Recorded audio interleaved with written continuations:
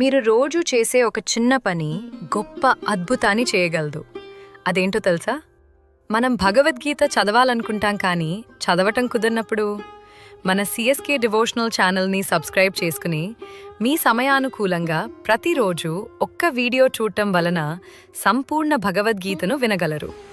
భగవద్గీతలో ఈరోజు అధ్యాయం 2 సాంఖ్యయోగం. శ్లోకం 1. సంజయ ఉవాచ తం తథా కృపయావిష్టం అశ్రుపూర్ణ కులేక్షణం విషీదంతమిదం వాక్యం ఉవాచ మధుసూదనః. తాత్పర్యం: సంజయుడు ధృతరాష్ట్రుడితో పలికెను. జాలి, దుఃఖం కంటతడితో ఉన్న అర్జునుడిని చూసి శ్రీకృష్ణుడు ఇలా పలికెను. శ్లోకం 2.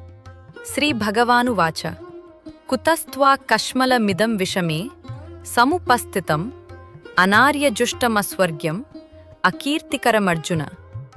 తాత్పర్యం: శ్రీకృష్ణుడు అర్జునుడితో పలికెను, ఓ అర్జున, ఇంత కీలకమైన సమయంలో నీవు శోకముతో నిండిన హృదయంతో ఎలా ఉండగలుగుతున్నావు? జీవితం యొక్క ప్రాముఖ్యతను అర్థం చేసుకున్న వ్యక్తికి ఇది తగదు. ఇది సానుకూల ఫలితాలకు దారితీయదు, బదులుగా అవమానాన్ని తెస్తుంది. శ్లోకం 3. క్లైబ్యం మాస్మ గమ పార్థ నైతత్వయ్యుపపద్యతే క్షుద్రం హృదయ దౌర్బల్యం త్యక్త్వోత్తిష్ట పరంతప. తాత్పర్యం: శ్రీకృష్ణుడు అర్జునుడితో పలికెను, ఓ అర్జున, పిరికితనంతో అధైర్యపడకు, నీకిది మంచిది కాదు. మనోదౌర్బల్యం వీడి యుద్ధానికి సిద్ధంగా ఉండు. ఈ వీడియోను వీలైతే బంధుమిత్రులకు, మీకు సంబంధించిన గుడిలో, బడిలో, ఏ హిందూ ధార్మిక కార్యక్రమంలో అయినా వినిపించండి. భగవద్గీత వికాసానికి మీ వంతు కృషి చేయండి. ఆ శ్రీమన్నారాయణుడి దివ్యాశీస్సులు పొందండి.